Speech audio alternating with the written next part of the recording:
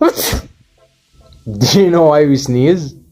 So when we sneeze, it's our body's way of saying no thank you to things that might hurt us, like dust, pollen, or viruses that may enter our nasal passages. Our bodies expel air forcefully through our nose and mouth.